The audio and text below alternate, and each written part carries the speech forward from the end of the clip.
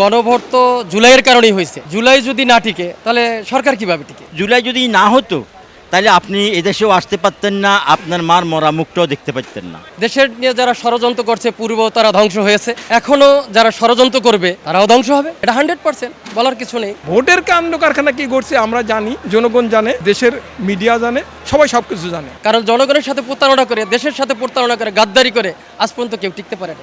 আমি বাংলাদেশ সরকারকে, বর্তমান প্রধানমন্ত্রীকে বলবো, আপনি মাথাটা ঠান্ডা করুন, বোঝার জন্য চেষ্টা করুন।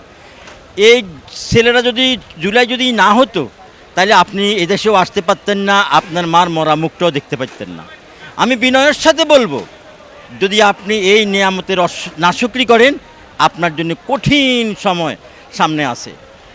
হাসিনার কি কঠিন সময় হয়েছে, আপনার অতি ইচ্ছাইতেও বেশি ধরনের কিছু হতে পারে। কারণ যেই কারণেই যিনি আপনাকে জন্ম দিলেন তাকে আপনি অস্বীকার করলেন। দেশের নিয়ে যারা ষড়যন্ত্র করছে পূর্ব তারা ধ্বংস হয়েছে, এখনো যারা ষড়যন্ত্র করবে তারাও ধ্বংস হবে, এটা 100%, বলার কিছু নেই। কারণ জনগণের সাথে প্রতারণা করে, দেশের সাথে প্রতারণা করে, গাদ্দারি করে আজ পর্যন্ত কেউ টিকতে পারে না। হয়তো কিছু সময় দেরি হচ্ছে, কিন্তু তারা অবশ্যই ধ্বংস হয়েছে। আমি আশা করি জনগণের রায়কে মেনে নেওয়াটাই ভালো। গণভোট তো জুলাইয়ের কারণেই হয়েছে, আর জুলাই যদি না টিকে তাহলে সরকার কিভাবে টিকে? আমরা অতীত জানি, আমরা এরশাদ জিয়াউর রহমানের পিরিয়ড দেখছি, আমরা এরশাদের পিরিয়ড দেখছি।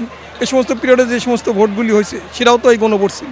সেটাকে যদি রায় দেওয়া হয় সেক্ষেত্রে এরকম করে করা হয় নাই, কিন্তু সেক্ষেত্রে এই গণভোটকে যদি কোনো অবস্থায় ছলচাতুরি করে, এবং আমরা বুঝতেছি, যেমন জনগণ যে বুঝতেছি যে তারা ছলচাতুরি করতেছে, এটাকে পাশ কাটিয়ে, যাতে গণভোটকে পাশ কাটিয়ে তারা তাদের নিজের মন মতন যেটা তাদের পক্ষের সেটাকে কার্যকরী করবে, আর গণভোটকে যেটাতে জনগণের জন্য সুবিধা আসবে।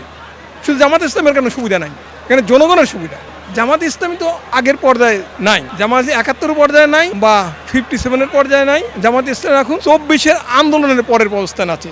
দ্বিতীয় নম্বর হলো এর হাতে আটা নাহিদ ইসলাম রাশিয়া যোগ হয়েছে, ইয়ং এনার্জেটিক সমাজ। আর দেশের যে বৃহত্তর আন্দোলনটা হয়েছে ছাত্র সমাজ দিয়ে, সেই ছাত্ররা চাইছে, আর যুবকদের এবার ভোটটা বেশি দিচ্ছে। আর ভোটের কাণ্ড কারখানা কি করছে আমরা জানি, জনগণ জানে, দেশের মিডিয়া জানে, সবাই সব কিছু জানে। সেখানেও যে ছলচাতুরি ঘটনা ঘটছে এটাকেও আমরা আসলে সঠিকভাবে আমরা আন্তরিকভাবে এটা মেনে নিতে পারিনি।